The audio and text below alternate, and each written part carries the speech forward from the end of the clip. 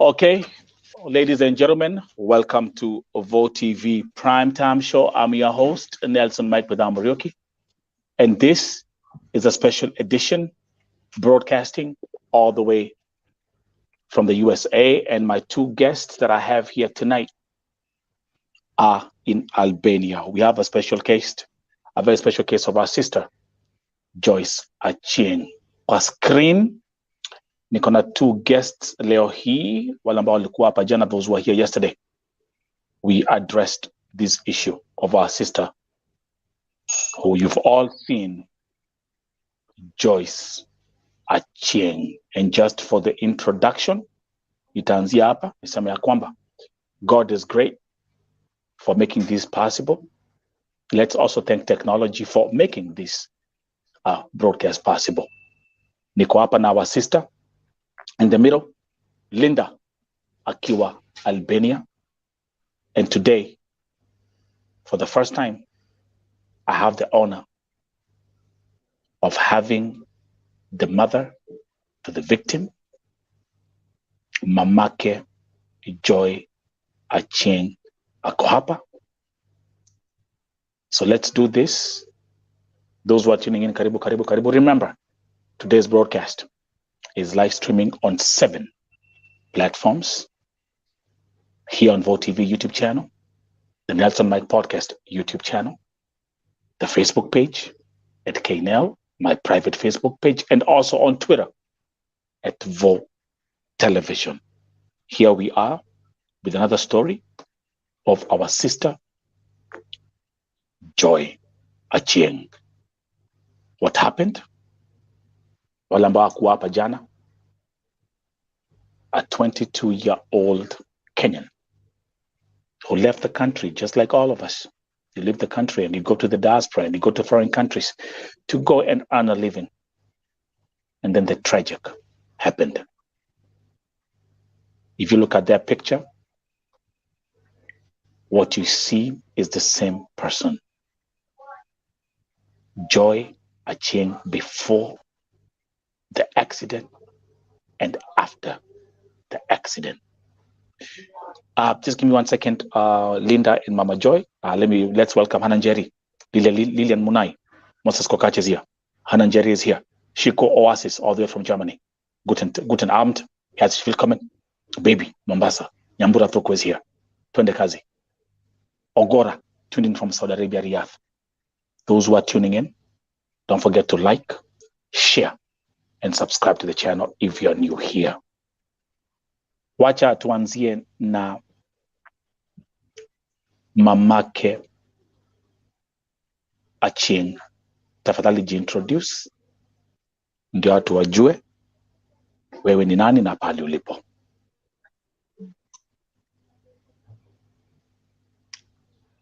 Nitatumia lugha gani? Unaweza kuongea Kizungu, unaweza ongea Kiswahili. You can mix both like I always do. Okay. Yes. Okay. Asante sana. Nimeshukuru kwa kufika kwa hii jukwaa siku ya leo. Ingawa sijafika kwa uzuri, niko na habari inayohuzunisha kama mzazi. Sikutarajia, but fursa imebidi.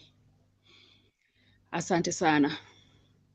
Kwa wote wanaonisikiza, mimi ni mama ya Joyce Achieng Aoko. Ni kitinda mimba wangu. Nilimzaa mwaka wa 2000 September tarehe 7. Na kufikia sasa Joy amefika 22 years. Joy amekuwa as a mother, and I can say my Joy is a very good child. She has grown as a disciplined child, a go-getter. She was good with her school, and she feared poverty most. Given from our history, I raised them as a single mother, and we used to stay in Dandora. and she schooled despite her passing her class 8 well, and she was called to Moi Girls Isinya. She didn't go because she told me, Mom, if you can't afford it, I can even school at any available local school, day school, where I can stay with you. So she schooled at Dandora Secondary, and where she did her Form 4. And I remember when she finished Form 4, it was on a Thursday. On Friday, she had interviews, 2 interviews that she had to attend. And to me as a mother, that's how determined I used to see my Joy was. She was a determined girl. And ever since that day, that Friday, she went for that interview, my Joy has never sat home without a job. I give God thanks, and the self-will, I give her credit. She started work as she went for training at a casino in Kenya. She's a dealer. She trained, and before she finished that training, she trained for the casino job in Kenya as a dealer. Before she could work, before she could be employed on it, she got another job, and she left it without practice. So on the other work she did until she also found another work from that hotel where she used to work. And this time round, this job was in Comoros Island. At Comoros Island, Joy used to stay there and work there. And as much as she was that young, because she was only 19 by then, she was only 19, 20. Actually, she was 20 when she went to Comoros. I used to fear for her life. Mommy, how do you stay out of the country? And she was like, that is the reason why, Mama, I cannot stay out more than 3 months before coming back. So she used to frequent coming home more often. And that reason is why she quit Comoros work, employment that she had, and came back home. And this opportunity in Albania came. Just as a determined, any other Kenya citizen who is determined and feel that urge of bettering themselves and giving themselves a future. She contacted a casino here in Albania, direct on an email, and lucky for her, she got the employment as a trainee. I saw no need of telling Joy, don't go to Albania, because Albania, as far as I know, is in Europe. And even not only for her, there is another Kenyan who is also here, and previously her elder sister also was here. So I felt it was a safe place, though it was, for her, it was just a stepping stone to practice her training or to better herself in the casino industry and her career that she started with and never delivered or never practiced. That's right. Sikuona haja ya kumkataza, na tulisherekea, akaniambia mama, yangu ni mimi naenda pale nafanya training miezi 6 and I search for other works. I come back home. Mimi siwa kwenda kuishi Albania. Ni vile sasa sahi Kenya hakuna training na hakuna kasino yenye nachukua mtu mwenye hana experience. Singeweza kataza mtu. Nilimsaidia mtoto, nilimuombea, nikampeleka airport.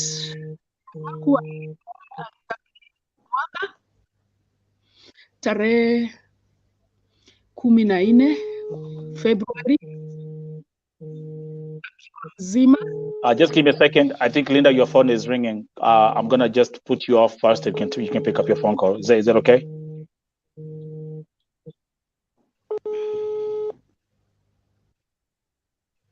Okay. Give me a second, Mom. Okay. Mom, continue. And again, this is a very emotional story. This is a very emotional story, and I'm going to urge our viewers to today just share a message of empowerment to Mamake Joy. As we are talking right now, she's in Albania na kuna mengi mtajionea where pahali amekaa sahi. She's next to her daughter, and you are all going to see that in a minute. So kwa hivyo guys, just encourage, say a word of prayer, recite a Bible verse, anything that can make, that can empower her as she continues to tell the story of her daughter. Again, welcome to Vote TV Primetime Show. What you're seeing on the screen, huo ni mtoto wake, that's Joy Achieng. Na ukiangalia how she looked before and how she looks now. We'll get more details about this tragic story. Endelea mama. Hivyo ndio wakati mtoto alipata hiyo kazi hapa ni ya casino. They are good employers. Siwezi sema ati akona employers ni employers wabaya. Sikuona sababu ya kumkataza kwa sababu hata hakuwa na nia ya kukuja kukaa huku muda mrefu. Na reason ingine yenye ilifanya kuje huku Kenya as at now, hakuna kasino yoyote yenye nafanya training ama yenye naajiri mtu mwenye hana experience kama dealer. Sitazitaja majina, but that is it. Unaweza kunini. Kwa hivyo sikuona haja ya kumkataza wakati alipata hii opportunity, kwa sababu ilikuwa opportunity mzuri. Anakuja kama trainee na baada alikuwa analipwa mshahara, which was still better than ile kazi alikuwa anafanya Comoros Island. That's right. On February tarehe 14 nikazindikisha mtoto wangu airport, akakuja, alifika vizuri.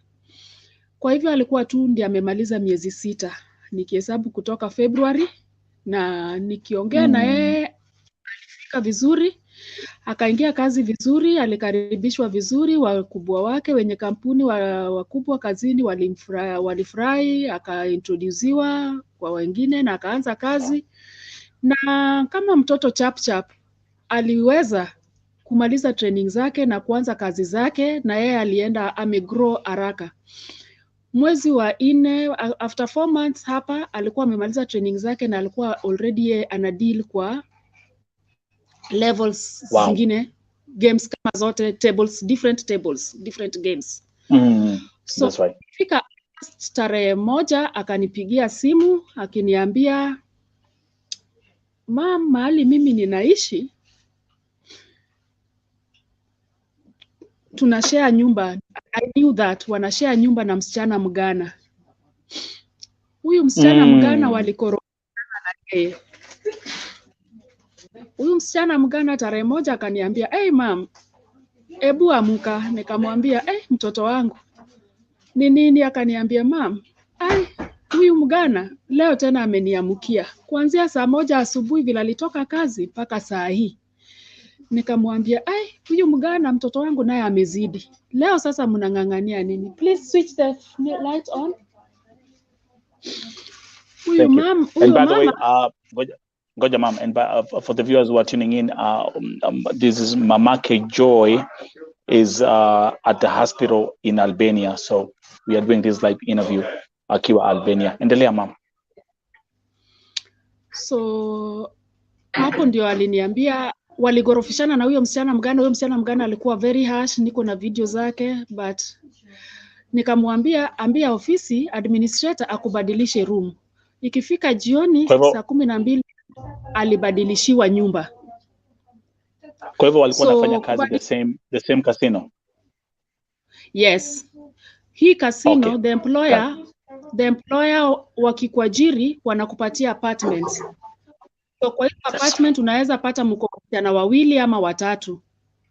Got it. So hao walikuwa kwa apartment yenye ilikuwa na wasichana 4, Wagana 2 na Wakenya 2.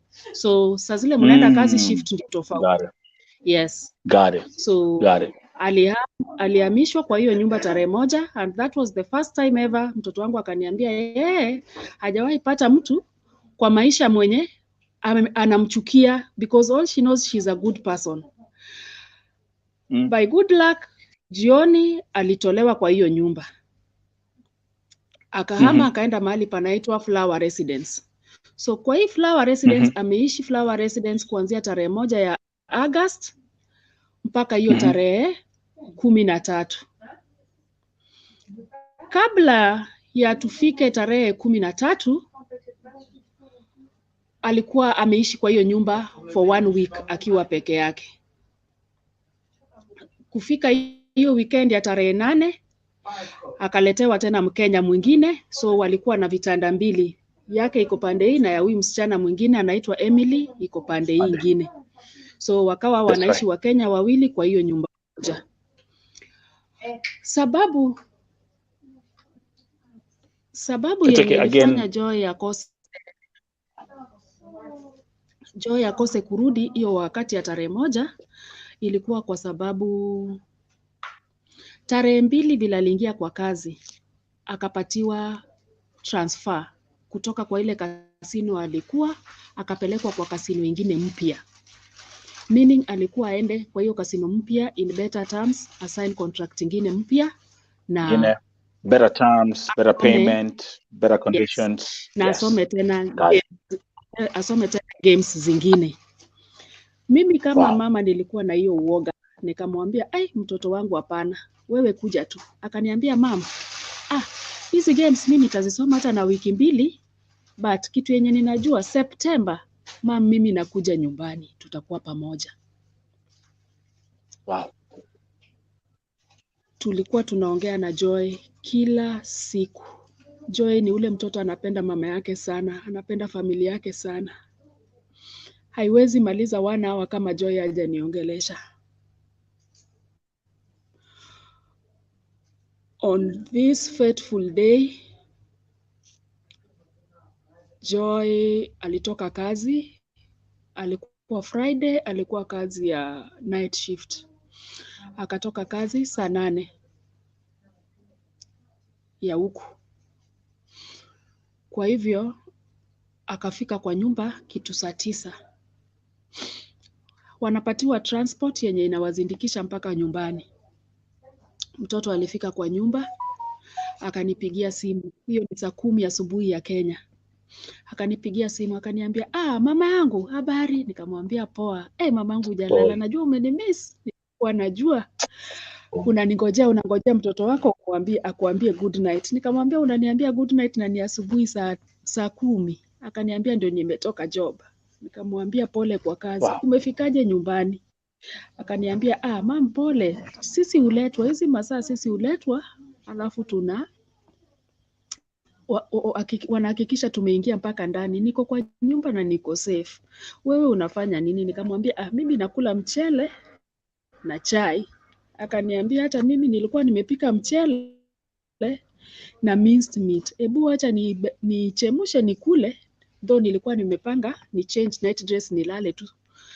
Tukaongea tu na mtoto vizuri, mtoto akachemsha chakula, mtoto akarudi, tulikuwa tuna chat. Sasa mtoto kuleta chakula kwa akule, ninamuuliza, akaniambia vile chakula yake ni tamu. Nikamuuliza, mbona sasa chakula yako iko aje? Na chat na yeye hajibu, na mtext hajibu, kulala hajibu. Sasa hizo ni saa 10:27 ya Kenya, na hiyo ndio ilikuwa ya mara ya mwisho kuongea na mtoto ama kumsikia. Sasa hiyo si ni tarehe 13 asubuhi Saturday. Yes.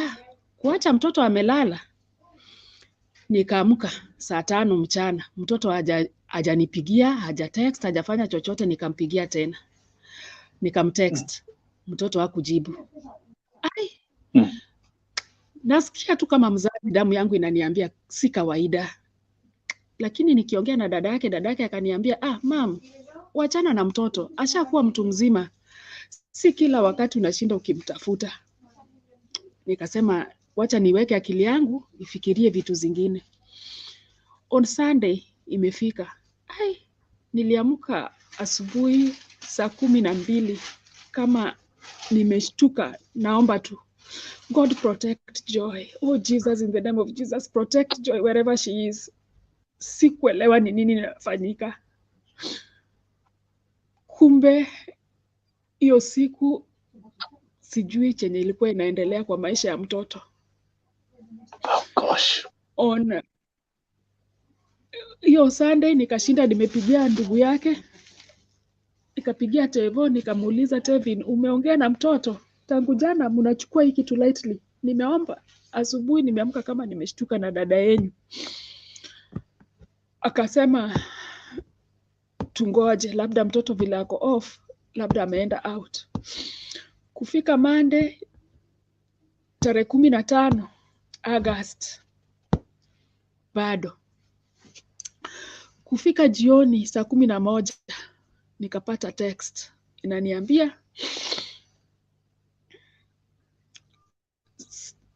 sisi ni it's from hello, how are you? It's the HR office. We wish to notify you that Joy is sick, critically sick, and she can't talk to you. She can't speak to you now. We have taken her to hospital and she's being taken care of. Nikaandika message kwa uliza ati amepata accident. Ni accident ya nini? Accident ya gari? Ni accident ya nini? Ameumia? Ako aje? Wananiambia wawezi kuniongelesha, mtoto ako kwa hospitali, ningoje. Kampuni yenyewe kuanzia vile nilipata hiyo report mtoto alipata accident, sasa sikuelewa vile huku kuko mtoto amepelekwa hospitali ni hivyo. Nikaambiwa kwa ICU yao hawangekubali mtu apige picha ama kumuona ama nini. Kwa hivyo nilishinda tu na hiyo maisha huko Kenya, nikibembeleza hiyo kampuni wanilete huku nione mtoto wangu kama bado ako hai. Mungu alitenda mema, kampuni ukweli ilishughulika, wakanitunulia air ticket. The rest waliniambia nishughulike peke yangu. So nilianza kushughulika kuanzia passport. Kitu ya kwanza nilienda huko kwa Ministry of Foreign Affairs huko Kenya, Diaspora Office, nikaripoti hiyo kesi. Wakaniambia kuna usaidizi yenye wangeweza kunipatia kama mtoto wako kwa ICU, kwa sababu hata ndege ya kumbeba katika hiyo hali ingekuwa ngumu. Niache mtoto kama anatibiwa kwa ICU apate hewa aweze kupumua. So nikaanza process ya kutafuta hiyo passport, nikatafuta visa. Kampuni kanitumia hizo vitu zenye zilikuwa zinahitajika ya kuchukua visa, na baadaye through the help ya Mudhoni nikakuja nikapata hiyo matiketi ya ndege na kila kitu, nikasafiri nikakuja hapa tarehe 11. Kwa hivyo nilifika hapa tarehe 12 Septemba. Vile nilifika airport, kitu ya kwanza ilikuwa ni kwenda kuona mtoto hospitali, ambapo madaktari walikubali hata kama ilikuwa ni past visiting time. Yeah. Nilipata mtoto akiwa kwa hizo machine yenye uwezi uka explain kama ni ule mtoto wangu mwenye nilitoka kwa airport, akiwa hai, akiwa mzima, akiwa anatembea, akiwa na furaha, akiwa na ndoto mingi, akiwa na fikra mema kwa maisha yetu. So wakati nilipata nguvu, nikasaidiwa kufika huko kwa daktari. Akaniambia mtoto kulingana na vile alianguka ako na brain tumor, brain traumatic brain injury. Trauma. Hiyo traumatic brain injury, hiyo wakati mtoto hakuwa anapumua completely. Alikuwa amewekwa kwa ile machine kubwa ya ventilator ya hiyo iko na pipes 2. So mashini ndio ilikuwa inamfanyia. Tangu vile aliadmitiwa tarehe 14 kwa hospitali, vile alipatikana huko mahali alikuwa amepotea. Pole sikuambia vile alipatikana. nirudi nyuma. Nataka tufanye hivi again kwa sababu it's a very demanding story. Fanya hivi ma'am. Nimeona kuna wao alikuwa ni daktari, alikuwa ni nurse, kwamba alikuwa anakucomfort Huyu do me a favor. Ako na mgonjwa hapa. Okay, again to the viewers, the first exclusive interview on Vote TV featuring the mother to Joy Achieng. The picture you see right there on that screen, you can't believe it's the same person. Mama Joy, tafadhali fanya hivi. Can you just turn the camera and watu waone pahali mtoto wako yuko? Just briefly as we proceed. Linda, welcome. I also have Linda Modoni, who is also in Albania. Let's see. So hapo inamuona. Tunamuona. Yeah. Anaonekana. Anaonekana mama. Yeah. Sasa hii shingo yake huku ndio kuna brain injury. Sasa hii shingo hawezi pendua hii shingo. Unaona vile ako hivyo. Sasa hata hii shingo ukifanya hivyo unaona anairudisha tu. Hawezi. Sasa inabidi namwekeanga hii pilo. Ndio at least simame katikati, lakini bend the other side. Sasa hapo iko imeshikana hii side yake ya right haifanyi.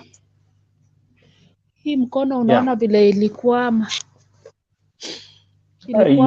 tu hivi. Sasa hii imekwamanga tu hivi. Sasa ndio inataka hizo maphysiotherapy. Ukivuruta unaona ana express kwa uso uchungu. Hizi haziwezi, fingers haziwezi. Hii ndio namlishanga nayo chakula. Saa hii anapumua na hapa. Hii trachea. So hii macho anafungua tu lakini haoni. Kwa hivyo macho moja he lost eyesight. Haoni. We don't know that she lost her eyesight. We know she hasn't come out of the like the coma kind of. So we don't. I don't think she's blind. Na hizo contractions imejikunja hivyo. Sasa ni kama mwili yake inajideform. Unaona ni ngumu, huwezi anakaza. Alafu na miguu zake pia. Na aliumia huku kwa tumbo, ako na kidonda hapa.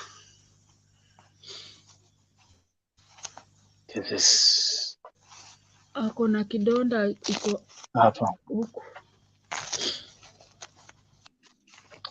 I have to keep on always thinking that this is how she looked before, and this is how she looks now. And by the way, again, those who are asking which country, she's in Albania. Now ni mamake, the mom is also in Albania. This is our sister Linda Modoni, also in Albania. Mom, will continue as we continue. Come back, kuja kwa kamera. Anataka urudi pale nyuma. Utueleze.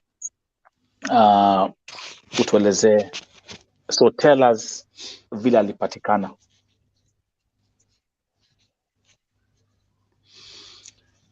So on Monday vile nilipata hiyo message kutoka kwa HR.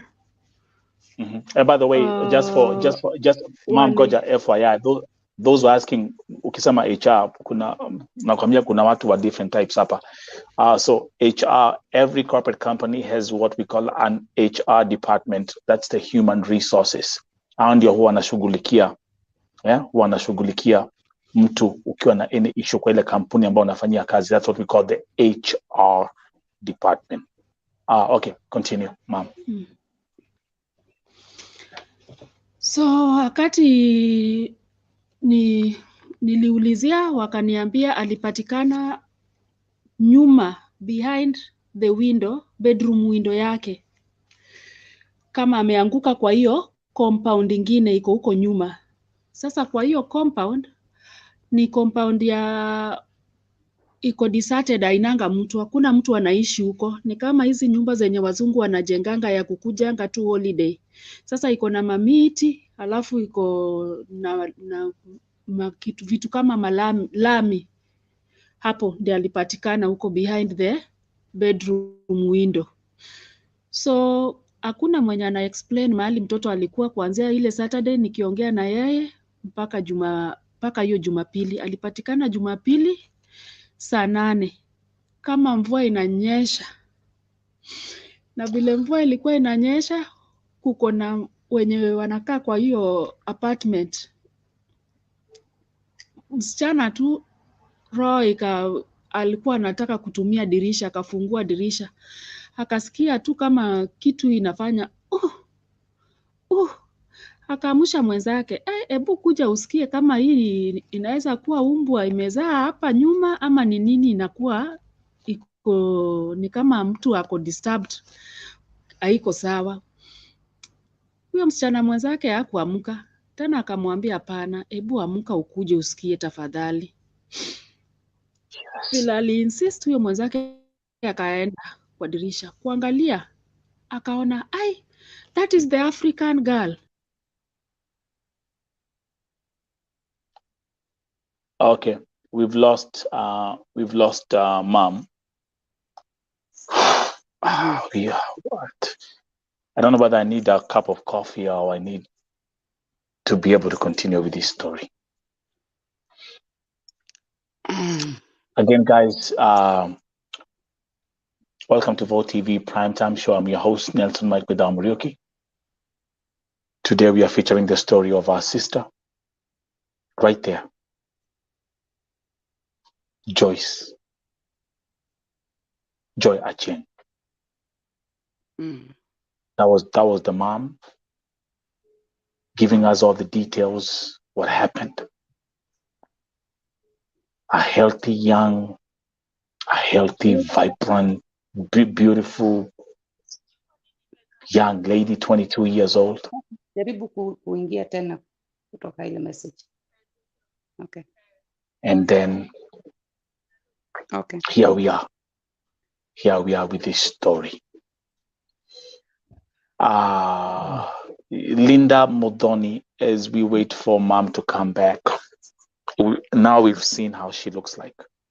Yes. You've been at the hospital. You've been uplifting this family. You've been there.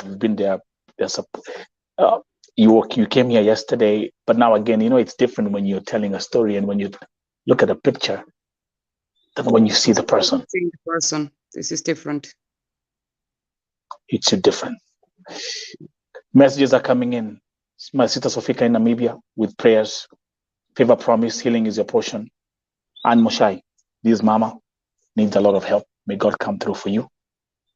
Again, as we continue, keep on sharing a word of empowerment, a word of prayer, a scripture, anything. Tuendelea kumpatia mamake Joy nguvu. Okay, mom, we haven't lost you. So the lady akasema, oh, this is the African girl from upstairs. Yeah, kwa sababu alikuwa kona uniform. Joy vile alikuwa na uniform, hakuwa ametoa. So wakakimbia, wakaenda kwa nyumba yake kumwambia ule msichana, ule roommate, kuja, hebu angalia nje ya dirisha yako ya bedroom. Si ule ni Joy? Wote wakiangalia wakasema huyo ni Joy. Wakapiga simu kwa ofisi, ndio wakaambia manager akuje na ambulance. Kufika mahali Joy alikuwa ametupwa ama mahali alikuwa amepatikana was a problem, kwa sababu ile compound haina mtu mwenye anaishi pale. Huku mambo yao ni tofauti. Ambulance ilikuja na polisi. So ilibidi mapolisi wakate ile kifuli waingie pale ili ndio Joy apate usaidizi kupelekwa hospitali. So haieleweki mpaka sasa ni nini ilisababisha Joy kutoka kwa nyumba mahali alikuwa nakula, kwa sababu nyumba na picha yenye niko nayo, na hata wakati nimefika hapa nikaenda kwa hiyo nyumba, bado ile sahani alikuwa nakula nayo chakula yake iko kwa kitanda yake. Ile night dress alikuwa ananiambia mam, nataka kuchange nilale tu, iko kwa kitanda yake. Simu zake zote mbili zilibaki hapo kwa kitanda yake. Haieleweki mpaka saa hii chenye ilifanyikia mtoto, na sijapata usaidizi. Kando na nimeenda kwa polisi mara 2. So hivyo ndo vile Joy alipatikana. The way you've explained this story in a very brilliant way, such that even for us, the viewers, now as you are talking, now I'm putting all the pieces together. One thing is for sure, alipofika nyumbani kutoka kazini saa 9 za usiku, alikupigia simu na mlikuwa mnaongea. Yes. So let's start from there. Yes. Linda, walk with me. The viewers now walk with me. Wacha nikwambie, Mama Joy, this is Vo TV. Here, yes, nimesolve cases of vifo. Here we operate different. We move different. Yes. And let me say this.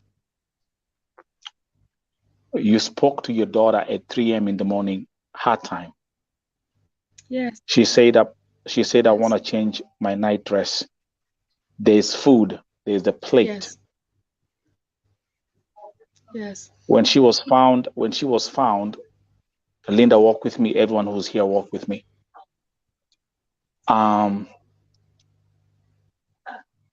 Bado alikuwa amevaa uniform. And actually now the people now start looking at the comments, because now people now asking questions. Alikuwa amevaa uniform. So she did not change. Which means she hadn't then changed. She hadn't changed. Then there's something else that I want to add to this. There was a roommate in the room, in the house. No, the roommate was on duty. On that 13th morning, the roommate was on duty. The roommate left work at 7 a.m. Okay, perfect. 7 a.m. and Joy had been there at 3 a.m. in the morning. Kwa hivyo alitoka kazi ni mbele yake. Okay, good. Now it's time now we start. It's now, this is where we go click. Let's put the facts together. In Europe, this is Albania. Kusiati ni Madare ama whatever. This is Albania. We have the police said anything about members of CCTV cameras or anything that could be recording any event happening outside the house, even from a radius of up to 2 miles. Have they mentioned that? Wamesema hiyo kitu? Unfortunately. And by that, I'll bring Linda to the story so that people can connect. Resident. Kwa hiyo Flower Residence haikuwa na CCTV. The CCTV yenye ilikuwa karibu ni yenye iko mbali kwa embassy. Iko embassy mahali hapo karibu na hiyo njia ya kuenda kwao, kwa hiyo Flower Residence. So polisi wanasema kwa hiyo CCTV au waliona tu taxi. Kuko tu na gari yenye ilienda hapo kama taxi. So hakuna nini yoyote, movement yoyote yenye wanaona kati ya hiyo saa kando na hiyo taxi. Taxi ilikuwa saa ngapi? Haionyeshi kama hawaja sema vizuri hiyo taxi ilikuwa ya saa ngapi. Hata kama ilikuwa hii time ya Joy kupotea ama ilikuwa saa ngapi, but hiyo masaa za asubuhi kitu yenye wanasema waliona ni hiyo taxi. Na sasa hawajanionyesha hiyo ni hawajanionyesha hata hiyo CCTV nione, hata picha yenye vile Joy alipatikana nione. Unajua ile position unataka kujua alipatikana amelala na tumbo, amegongeka kando, amehit wapi? Hakuna. So sielewi vile wana nini to make matters worse huko Albania, wana yao ya Albania. Yeah, there's a language barrier as well. I understand that. Okay, so now let's do this as we continue with this case. Ladies and gentlemen, welcome to Vote TV Primetime Show. I'm your host, Nelson Mike Medamo Morioki. We have the case of our sister, Joy Achieng. This is what has happened. I have the mother, the mother has spoken. And also, let me bring to the picture Linda Mutoni, who brought this story to my attention. Hello. To again, and she, by the way, Linda, welcome all the way from Albania. Thank you. And by the way, allow me to say this. Nitasema hivi na Kiswahili, mom uko hapa. I know tuko na hii kitu, like wacha nisema hivi. Nilipopost hii story ya mambo za Albania, kuna watu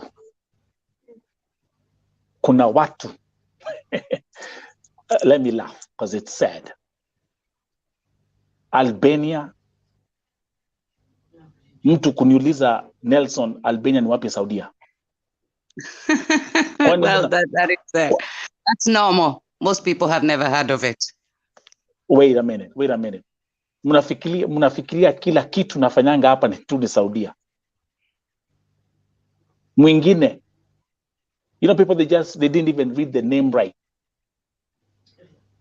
Walikuwa wanasoma jina Albania kama albino. Mwingine alikuwa anasoma jina Albania ni kama Alabama. Well, sorry, I have to laugh. No, we have to. Let's have this as a commercial break. But anyway, let's bring Linda Mutoni to the picture. Linda Mutoni, welcome, and let me tell you something. Thank you very much for Yalambo Mefanya. You've done an amazing job. Introduce yourself and then tell us how you explain to the viewers who are here for the first time how you found out about Joy and how you connected with Mamake Joy. The floor is yours. Okay. Just in case there's somebody who knows me in this thing, Linda is just my Facebook name. My name is Lavi Susie Modoni. I was at home one day and I have a pastor friend. He's a Nigerian. And he came to my house and he told me we have a problem. There is a Ghanaian girl who is in hospital and she needs blood very quickly. But they've given blood for today. Can we go tomorrow? Nikamwambia yangu ni O negative, I can give anybody. So we went. Okay. I think that would have been a Monday. Or a Tuesday. And so we went, and when we got there, I saw some black girls standing there. It's an unusual sight in Albania.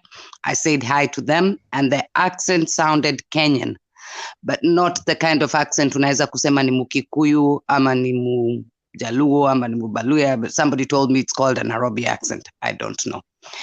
But I just said hello to them. I said, are you here about the black girl? They said, yes. So I said, okay, I'll go give blood. I come back. And on the way, I met the pastor again. He told me, hey, Rudy, they're Kenyans. Let's go. I introduce you to them. So I was introduced and I was told that was my first time to know that the girl in the hospital is actually a Kenyan girl. So I said, okay, let's proceed to the blood thing. We went. We were told again, there is enough blood for today. Come back tomorrow. So we did go back the next day and we were told there's still enough blood. We said we want to see Joy. Tumepelekwa ward pande hii, ward Joy apatikani. Nikaambia, okay, I think it's time for me to call the police because it seems that you have a Kenyan patient here who is missing. That's of course, by saying that, they shortly after found Joy for me and we saw her. She was attached to so many machines. She looked so vulnerable, and that is where I started to visit Joy in the hospital. I didn't know so much about her at the time. I would just go play her little music, talk to her doctors. Somebody opened a WhatsApp group and put me in the group. And then so I would go to the hospital, and I would come and give the people in the group an update. And also then I started to talk to her mother privately, just to boost her morale. And it was much easier for me to call her mother, tell her everything what the doctor said. And so I just started visiting her every day. There is 3 days that I didn't go within that space of time, but I got my friends to go, so that to make sure that somebody went every day. So for those 3 days that I didn't, but for the other days, about 34 days, I went without fail.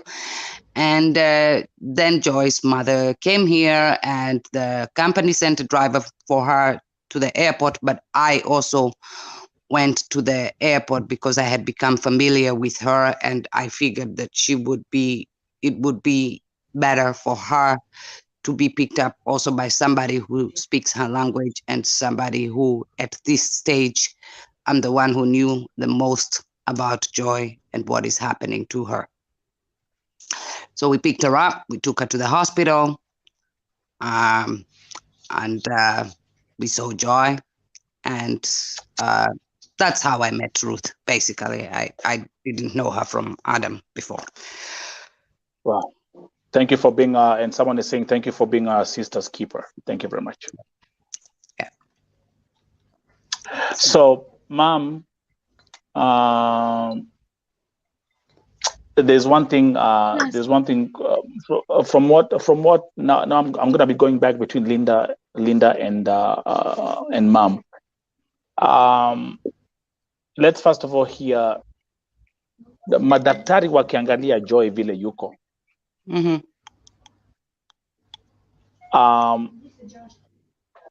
What's the doctor's report or analysis of Joy's situation? The prognosis now is not so bad. The initial prognosis I got, sorry, Joy's mom, I know it's difficult to hear, but the initial prognosis I got when I first went there, they told me she's likely going to die tonight. Then we'll call you. But, if she's alive, you'll find her here in the morning. With time, they did tell us that, Joy wasn't actually before in a comatose. Then she was in an induced coma to help her brain to heal. And slowly they reduced that medicine, and until she was no longer in an induced coma, but she still didn't wake up. Yeah. So and of course there was a problem because she couldn't breathe for herself. 4 of the 5 doctors who were treating her were very positive. There was a 5th doctor who was just telling us this is a waste of oxygen and money. Wow. But slowly Joy fought her way through, and she came off the breathing tube. She has a trachea now, but she's breathing on her own. The prognosis is good but slow. They say she can wake up, but it's up to her, because the injury, the brain injury from the scan, what they see is not very serious.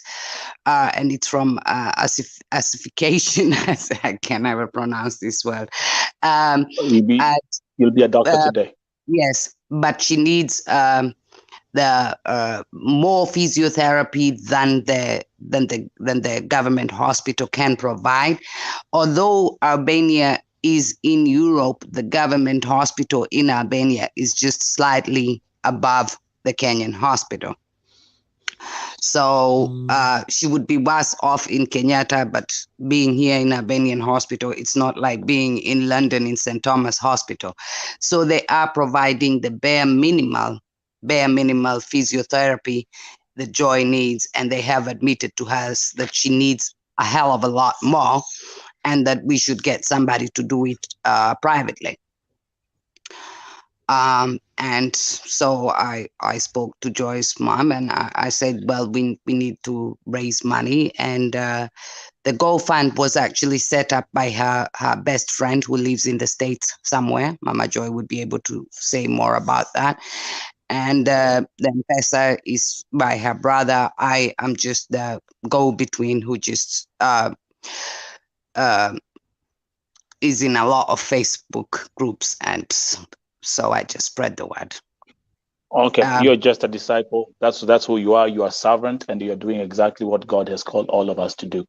We are called to be servants and serve those who are in need. Now, before I go back to Mamake Joy, to the viewers, if you look on the screen, we have the M-Pesa till number. There's a till number right there for those who like to support the family or to support mom. Ndio yuko hapa, mom yuko hapa.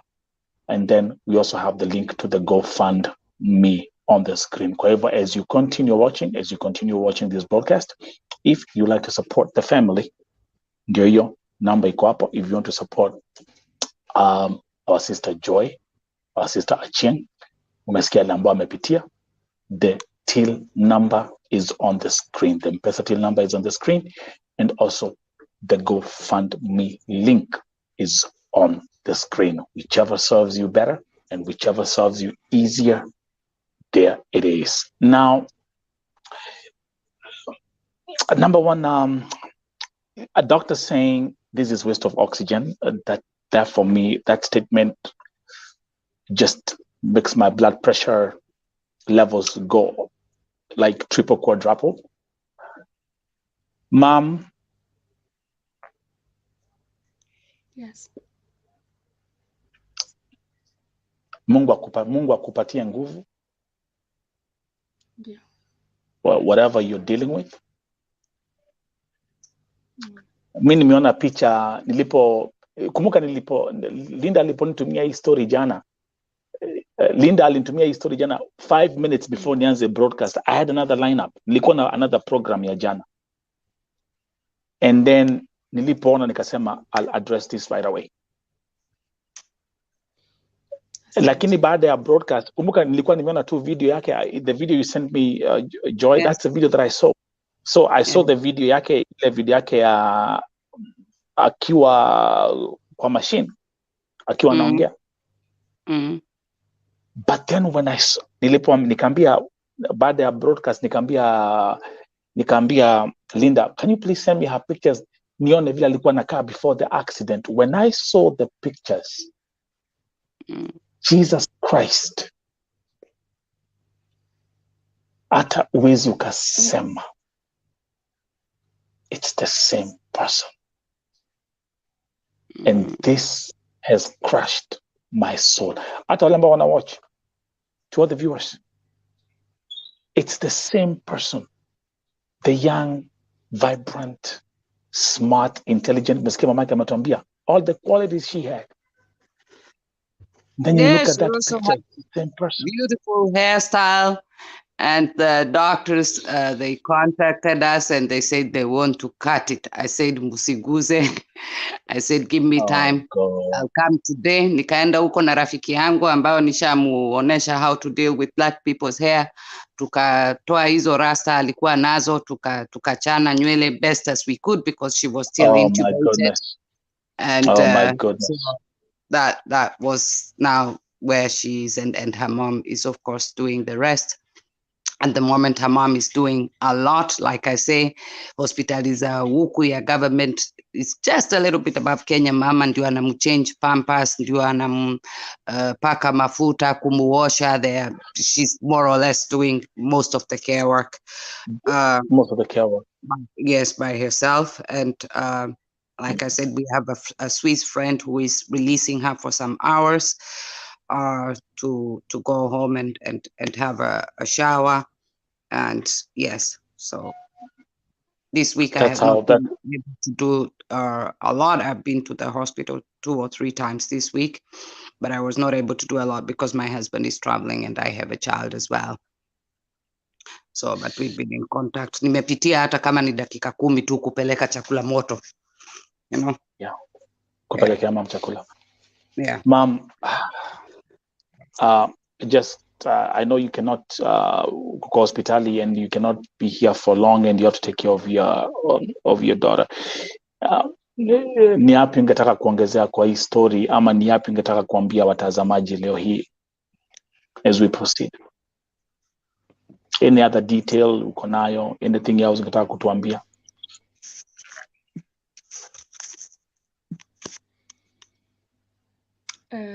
Chenye naweza kusema life happens, na wanasemanga hujafa hujaumbika. I think it makes more sense to me now than before.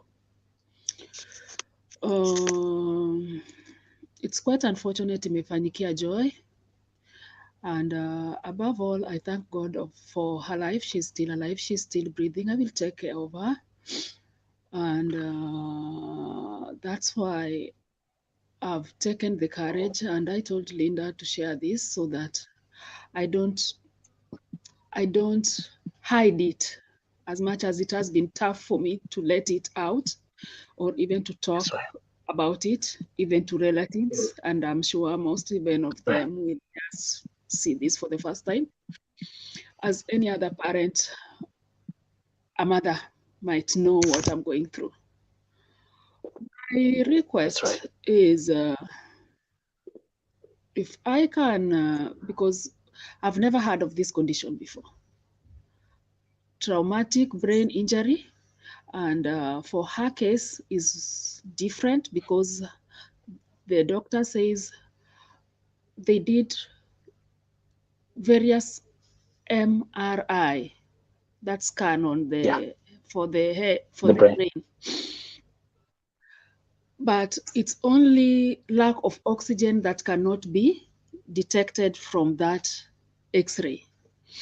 So we thank God also because she doesn't need any operation on her head or brain, but she needs like 5 therapies. I don't know, when the doctor's language, they speak of physiotherapy, of which physiotherapy is what we are currently started. We started this week, and there is occupational therapy, and the rest will come after. This hospital, we have what we call language barrier. They speak their language. Yeah, they speak their language. They don't understand English. They don't care whether I don't understand or I understand. If a nurse decides to help me, whether I use Google on the phone to translate, like last night, currently she is having contractions that are so severe that I use this medicine for it. It's called phenytoin. This medicine, we have to import it. It's not here in Albania. This dose is finished, and Joy has to suffer anytime she has that attack, and they don't care. For me to get another dose of that is a problem also. If you can support me, I wish to give Joy another chance to live. I wish to take her to a better hospital, even if it's back in Kenya, or if it is in another private that has the facility, that has the medicines, the required medicines, instead of doctor prescribing a medicine that he knows very well is not even in the country itself. I would really appreciate. And I don't know what to ask for, but my wish is to get assistance on medication for Joy. Yes. Yeah. It's going to be a long journey. I've watched most of her condition. Now I have to familiarize myself with the condition. And since it's treatable, it's something that is treatable. If you hold my hand, I'm sure we will treat Joy and we will come back home with our beautiful Joy alive and walking. That's right. And that's right. That's right. Yes, let me ask you a quick question, ma'am. Let me ask you a quick question. People are watu wameanza contribute na kuna mtu ameuliza anasema hiyo mpesa till number inaleta jina Oduor Tevin. That's your brother? That is my son. Oh, that's your son. Okay. Yes. Okay. So Lenny and those who are thank you very much. By the way, thank you very much for those people who have jumped on this case and are already here standing. Mom, nilikwambia, remember what I told you? Nilikwambia hii ni Vote TV. Yes. Dear. Here this is a family. God has given me this platform, and this platform is a family. Mtoto wako ni familia, you are family. And I've seen miracles happen here. I've seen miracles happen here. So again, let me say this with so much humility. Oh my goodness, I have, let me read this comment from Carol. Carol is asking, how do we support from the USA through Wave? Nelson, God bless you. Wave is actually, it's a system that we use for sending money to Kenya. And I'm going to give Carol, just pay attention. I'm going to give you this M-Pesa number. There's an M-Pesa number that they have, and you can use now for us who are in the USA. You can use that for doing Wave. Allow me to check on this. Yeah. So the M-Pesa, where are my moderators? Moses Kokach, are you here? Joyce Valeria, are you here? So andikeni M-Pesa number. M-Pesa number na muandike in international format, okay? It's +254 715 514 389. Ma'am, hebu tuambie hiyo M-Pesa number ni majina gani? Pia ni za your son?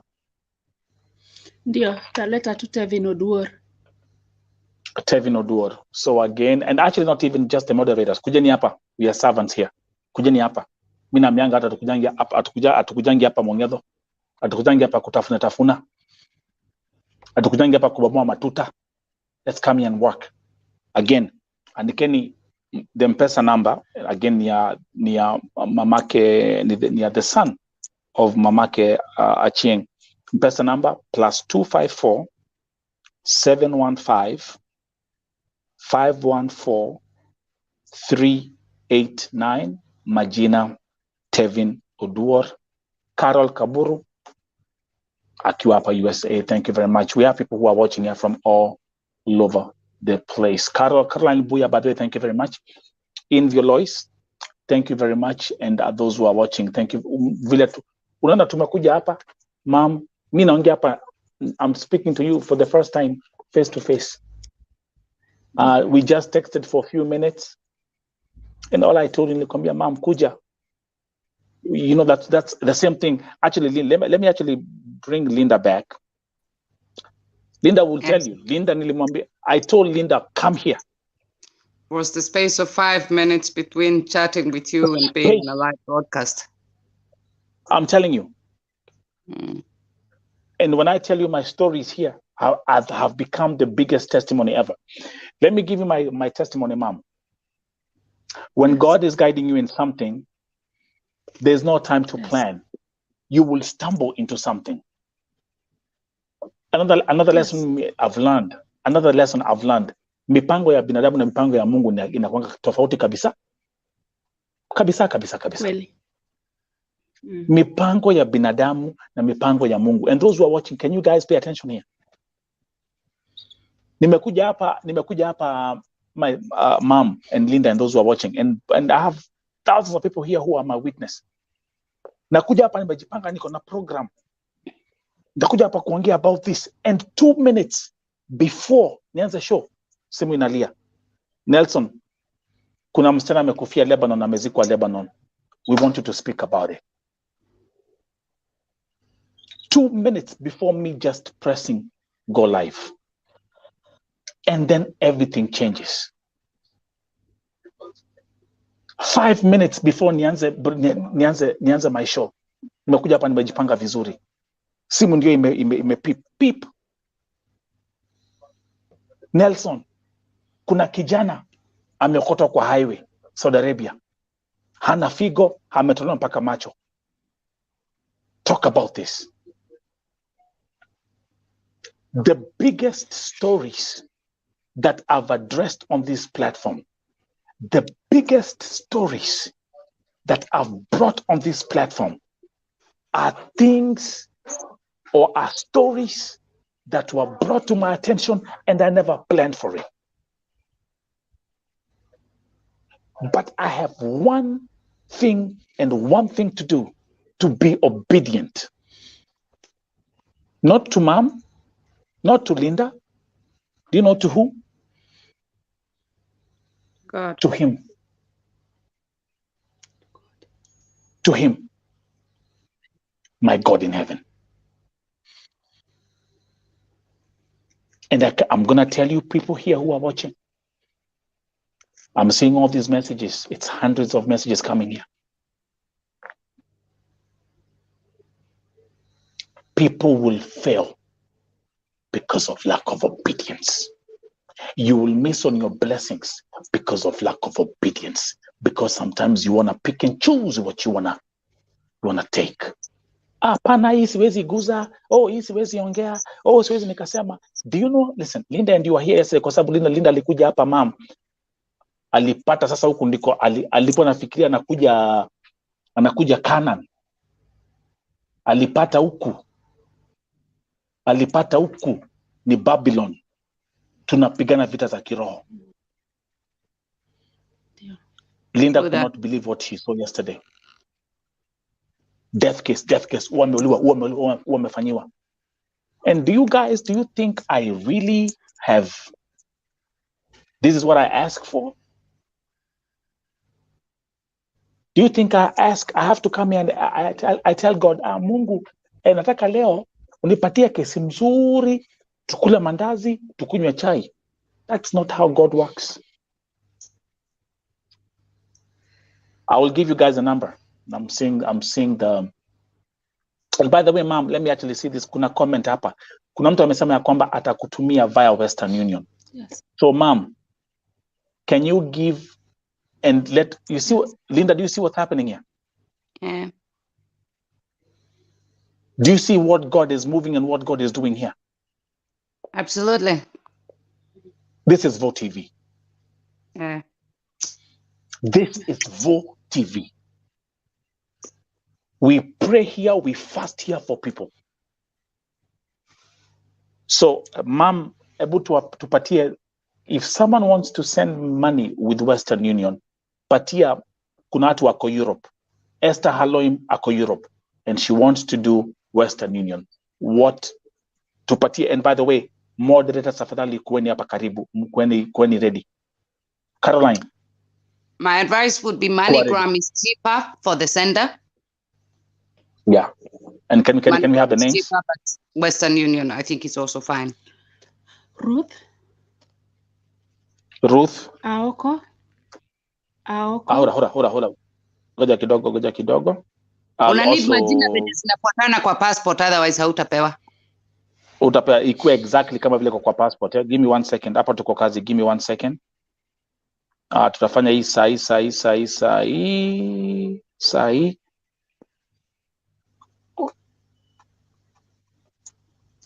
Umesema, okay, so so for those who are in Europe and would like to do Western Union, let's do this together.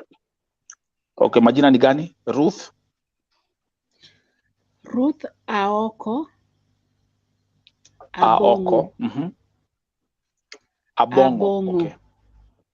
Yeah. Yes. They are also gonna need her telephone number because they would have to send her the number with which to collect. There's a card, so they would need her telephone number as well, so they can send her a message and enda na simu kule. Okay. Phone number, ma'am. Phone number yako ile unatumia WhatsApp. +254. So the one plus 94. +254 Goja, wait. 30. So plus 2. Pole pole, anza tena. Yeah. Plus 254, alafu? I think I even have it. No, I don't think that the number you might have is for Kenya. Oh. No, actually you have it. You have it because I gave it to you. You have it. Yes. Yeah. So it's plus 254 721 943 018. That's the number, right? Do you, Ruth? Yes. Okay, so what's going to happen here? It's simple. Ruth Aoko Abongo, phone number ndio hiyo. Atakuwa na passport. So let me put, for those who are in Europe and those who would like to do Western Union or MoneyGram, please check on the screen now. Do you see it right there? Can we control that? Mame buangalia.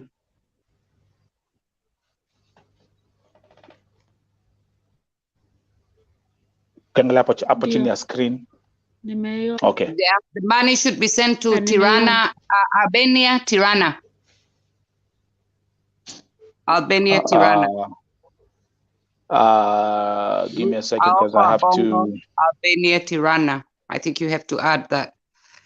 Yeah, by the country. Yeah, that's right. The capital is Tirana. So, yeah, country. Let me add this kwa nini. Country, Albania, and the city, because they will ask for the city. It's Tirana. Tirana. Tirana. That's right. Okay, let's do this real quick. And by the way, thank you very much. I see all my folks in America who are here in the USA, all my folks in Europe who are here. Thank you very much. All my folks who are in Gulf and Kenya, and everyone is here. Up on the Kushikana. Let me actually read this comment from Gentrix. We're saying, I just curse poverty. Then nafanya tukitoka tunakutafuta. Receive healing. Isaiah 53:5.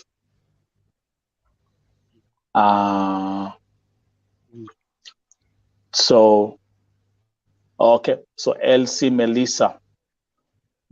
Look at the screen right now. So kwa wale ambao, those who want to do Western Union, the information is there.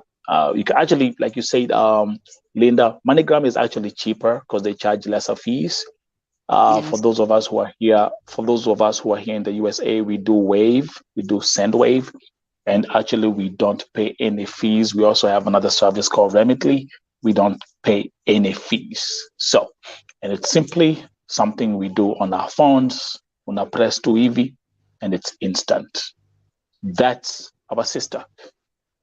Ningetaka pia mom, tafadhali, before we went there again, show the people, tuonyeshe mtoto wako tena, wacha wamuone vile amelala. Explain briefly. As you do that, I'll keep on changing. Someone's asking for the till number. Njeri, nimekuona Njeri Kimani. Let me bring back the till number 2. Give me 1 second. Mom, onyesha watu vile Joy yuko as we continue. As we continue with this. By the way, let me also welcome welcome my brother all the way from he's also here in the USA. Where are you again? This is Africa. Where are you again? Remind me, man. I forgot, man. Just tell us the state. This is Africa is here. Welcome, my brother. We are working on some major programs that will be coming very soon. This is Africa. Welcome. Njeri Kimani, let me give you again the till number. I'll bring it on my screen as Mamake Achieng. There, you see, there she is. Mwangalie vizuri. Let me see. Okay. So those who are asking for the till number and the GoFundMe link is there. So Njeri Kimani, I'm just responding to your question. Oregon, exactly, Oregon. Thank you very much to all my folks who are here in the USA who have actually tuned in on today's broadcast, man, being supportive and showing the love. Linda, I think we are so far we're doing a good job, right?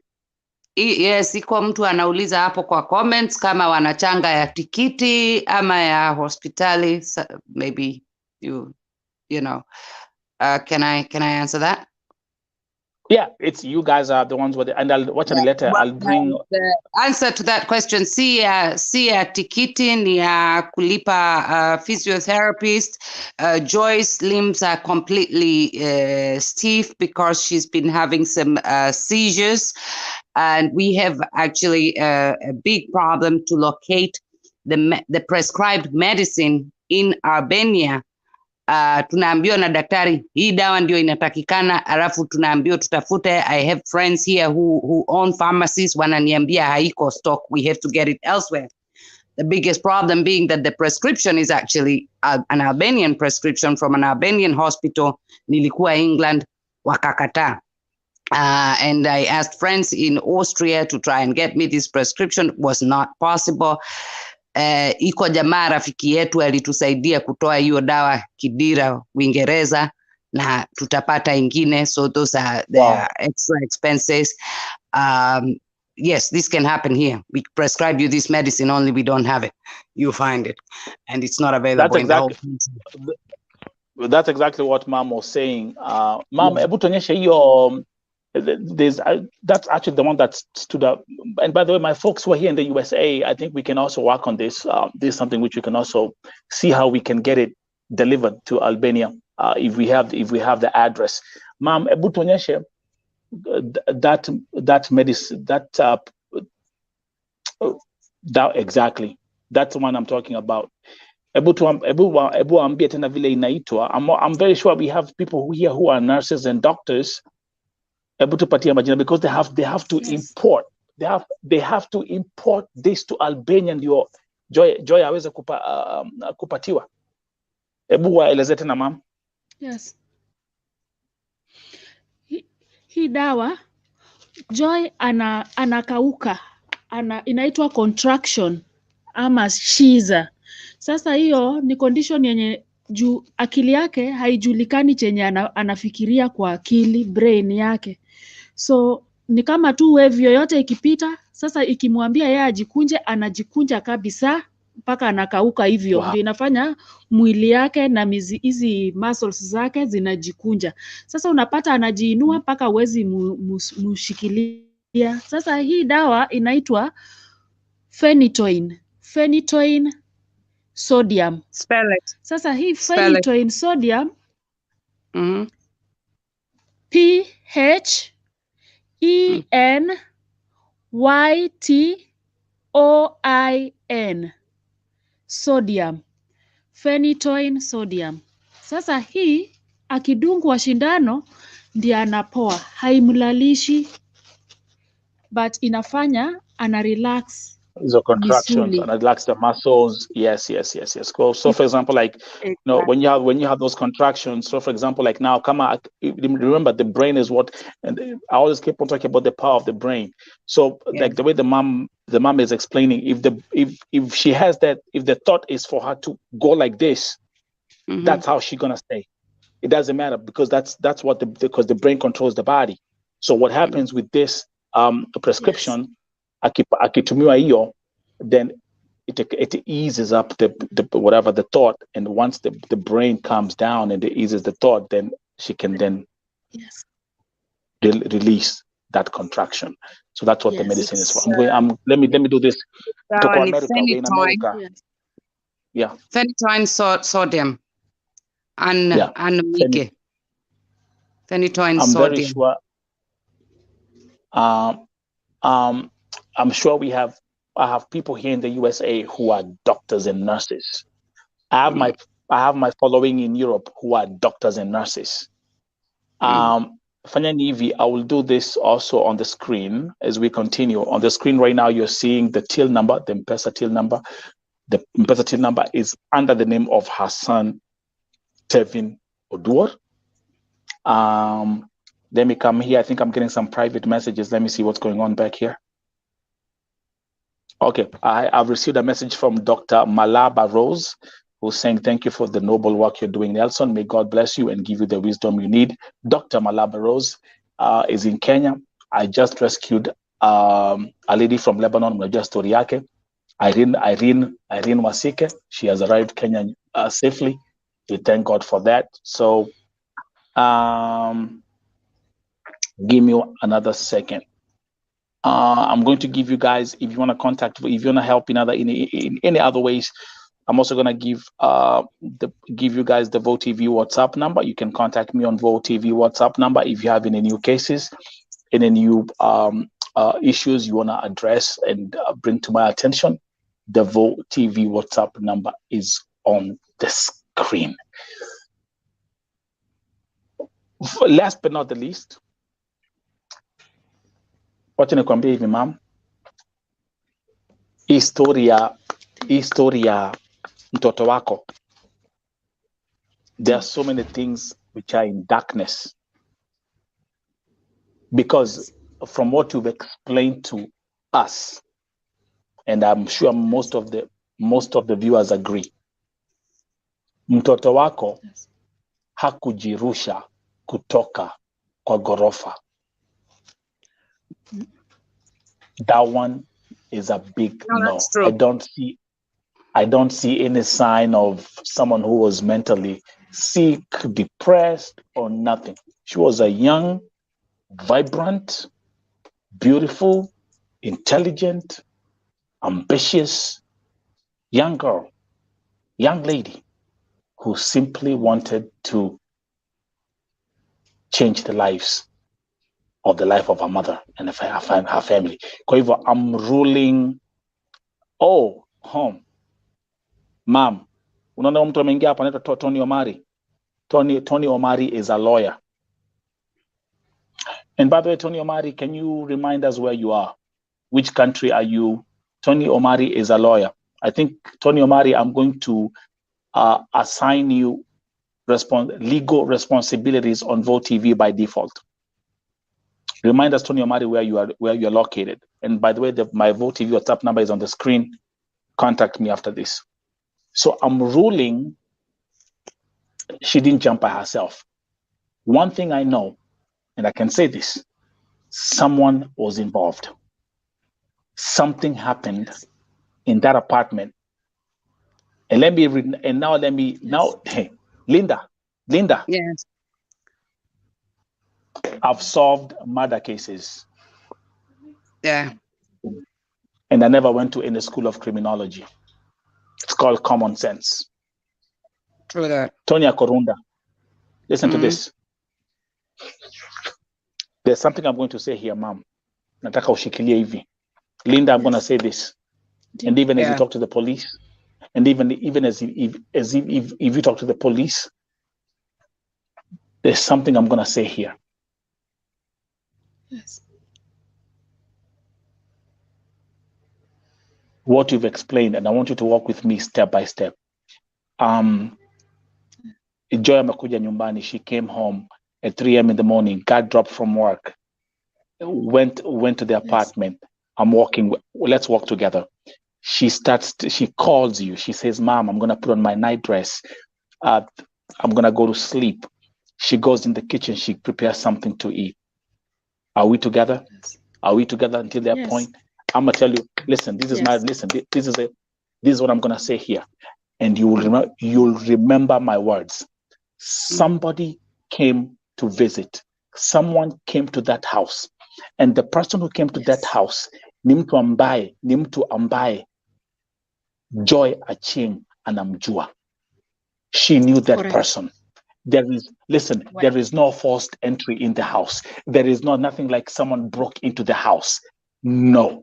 Someone came into that house that Joy knew.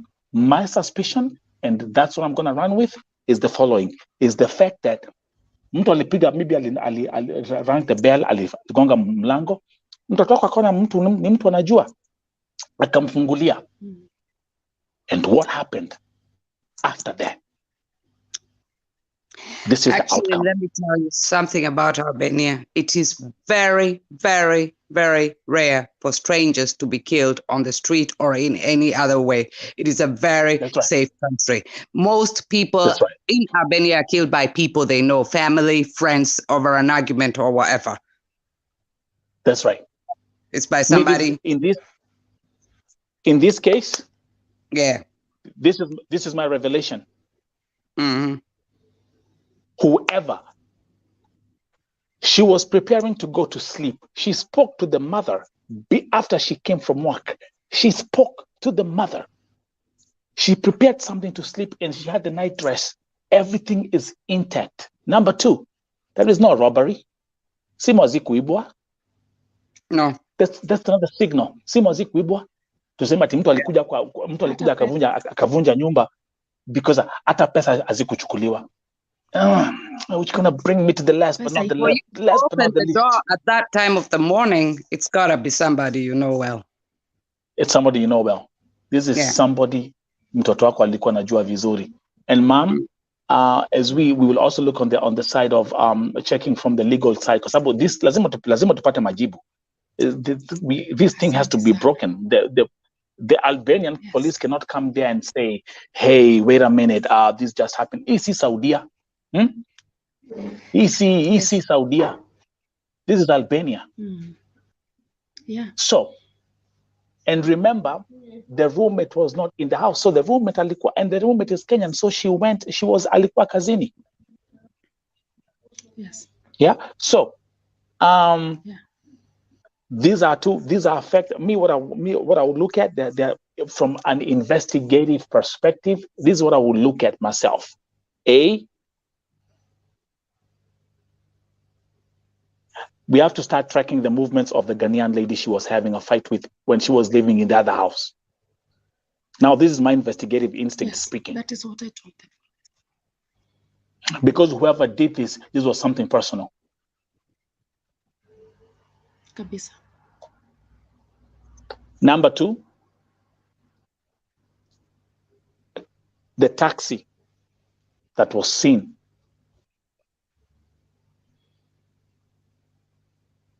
That's a key piece of evidence. Na hapo ndipo nitaachia. Anyone, you have the information. Wacha niwaeke hapo kwa screen tena. If you want to support the family. Mamake Achieng amekuja hapa. Tuko na till number.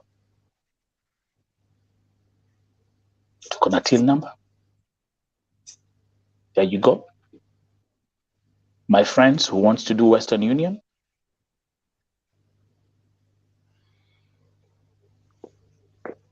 It's right there on the screen. There you go. Linda, you've done an amazing job as a sister's keeper. The world needs more people like you. Thanks. Let me say thank you very much, or like we say in our German.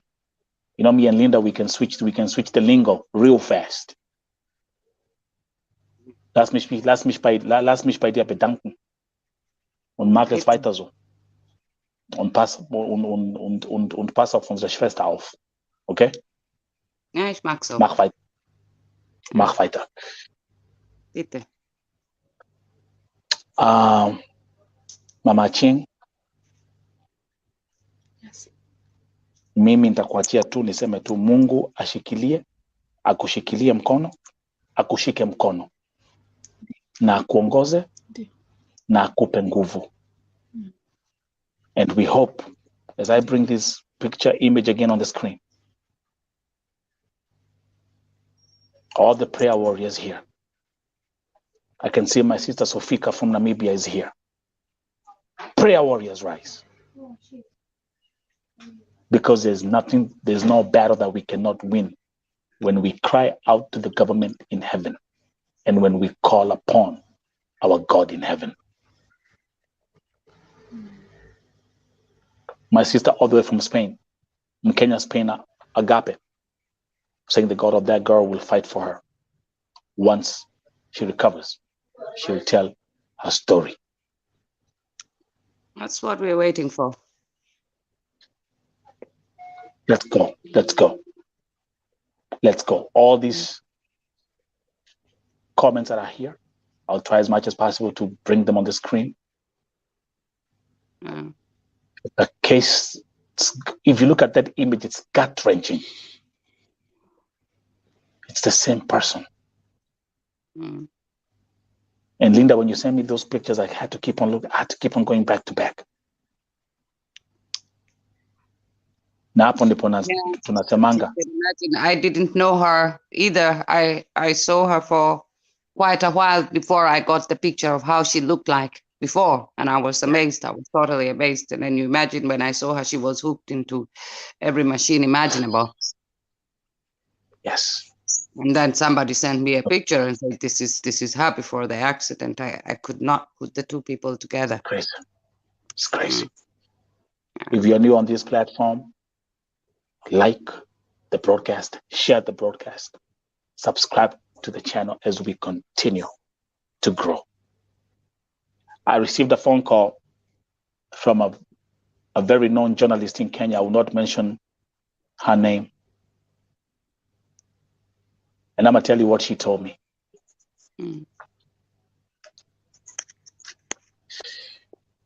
She said, "Nelson, you have changed the art of television. I am humbled by that comment." She said, "Nelson, what you're doing with your platform is revolutionary in this industry. Thank you very much. I thank you." I don't talk about subscribers on this channel. You are soldiers of change. You are all soldiers of change. People like Linda Odoni, these are soldiers of change. We come here to make an impact, and we come here to make the world a better place. We come here to uplift others. We come here to offer our shoulders for people like Mamake Achieng, who is crying. Tunambia Mam Kuja, welcome to Vo TV family. When you cry, we'll wipe your tears. When you cry, tutakupatia tissue paper, upanguze machozi. This is what makes this platform different. Na Mungu atushikilie tu hivyo. Na Mungu atushikilie tu hivyo, and I cannot wait, as I declare and decree, I cannot wait for the day I will see Achieng walking out, not rolling on a wheelchair, but walking out of that hospital. Then people will remember this moment. People will remember this moment, and they will say, at Vo TV is where it started. And that will be a testimony. Prayer warriors, prayer intercessors, tuneni kwa magoti. Mungu shuka. Mungu shuka. Mungu shuka. We declare and decree. I wish you a good night. God bless you. God uplift you. May you prosper. And may God protect you from the works of the enemy. She came home. Amen. She called her mother. She prepared something to eat. She put her night dress on the bed. But the devil had other plans. Mungu awalinde. Tony Omari, please, I want you to inbox me on my WhatsApp, and we'll discuss about your position of handling legal issues here at Vo TV. Kwa hivyo, good night, ma'am. Thank you so much, and thank you all for listening Linda, to my story. I'm coming out to help Joe. And Linda. Thank you. Also, thank you very much. I think there's a saying, I don't know whether it's Swahili or it's Kikuyu, that mtoto analewa na village muzima, and I think this is us as the village in this case doing what we can to help Joy and her family, that Joy may one day walk out of Albania the way she walked in. That's the plan. And because I always like, I don't like us ending I never like ending my broadcast with tears. I love ending my broadcasts with a laughter, a smile. Again, wale ambao walikuwa wanauliza maswali kama Albania ni Saudi Arabia, all I'm gonna say, tokware toto. Mtu achukue kitabu, mtu achukue smartphone yake and Google. So you can imagine my shock when somebody in Albania asked me whether Kenya is in India. Thank you very much. Ma'am, cheka kidogo. Nataka tumalize tuna kicheko. Tumelia. I never like ending my sessions with nakilio. Kenya iko India. Na nikwambia kwamba huto tukware. Nyinyi ambao mnauliza kama Albania iko Saudi Arabia, nyinyi ndio tu nyinyi mnakuja hapa mnapanga na maagents, mnaambia kwamba mnapelekwa Dubai lakini tiketi yako imeandikwa Riyadh. Who am I talking to? Who am I talking to? On their defense, I would say that Albania was a communist country up until 92 or 93, and it was alone. It was not part of the USSR, and it was not part of Yugoslavia. And the first time when my husband told me he has a contract to go to Albania, I asked, where the hell is Albania? So he even wrote a book called Who the Hell is Albania? Given to explain our experiences here the first 7 years, which was quite strange. Ma'am, kuna mwingine alisema na nitasema na Kikuyu alisema atendie dhomire Alabama da menya neko USDA, which means alisoma tu Alabama, hata kusoma Albania, akaja huko ni America na kafunga chapter.